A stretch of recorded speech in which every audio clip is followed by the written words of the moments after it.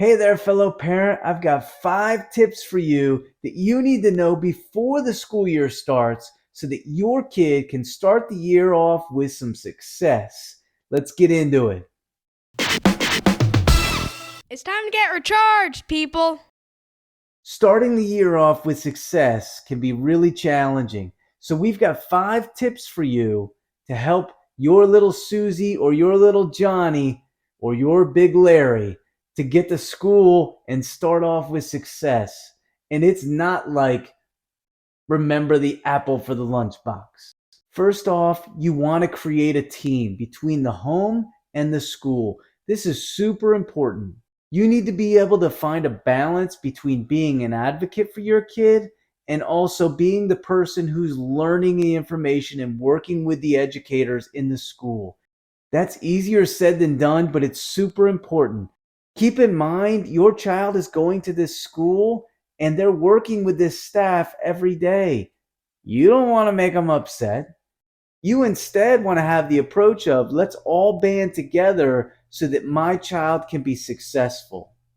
Number 2, if at all possible, you want to contact the teacher or the paraprofessional that your child works with, or in some cases, maybe the administration before the school year starts, because you want to make sure that they know the ins and outs of your child.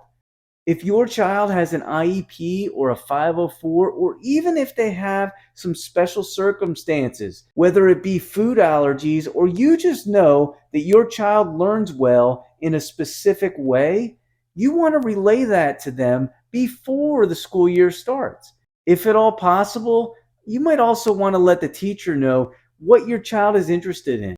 Having an educator that connects with your child is a super important component for your kid to have success in the school year. Number 3, let that staff know what your child's strengths are. So many times in education, everybody's worried about what each individual child needs to do better. But the way to build confidence in kids is to find the things they do well and build their confidence through their strengths. So don't be afraid to let the staff know the strengths of your individual child. It's super important. Number 4, figure out what services are available at your school. If your child might need counseling services, contact the counselor. If your child could use related services like speech and language pathology or occupational therapy or physical therapy, make a connection with those staff members too. So many times we focus solely on the teacher, but there's a lot of people in that school system that can help your individual child. And don't forget about them too. Finally, don't be afraid to ask questions. Yes, you need to make a team with the school. You need to work together, try to get on the same page because it will be for the best benefit of your child. But you're also their advocate. And so if you need to figure out what specific things they need to be successful, don't be afraid to ask questions. Or if you're just confused about something, anything from when something is happening to how homework will occur, or if it's just what time is chorus practice or what time is their lunch period, don't be afraid to ask questions. And it doesn't always have to be in a phone call. You can email teachers. And many teachers have different apps set up so that you can communicate with them on a pretty easy basis. So don't be afraid to ask them questions.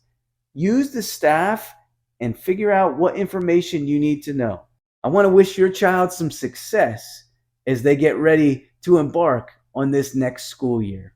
If you like the content we have here on the Recharged Family YouTube channel, you might also want to check out some of the content we have at rechargedfamily.com, where we have multiple podcasts and a service business to help families on an individual basis.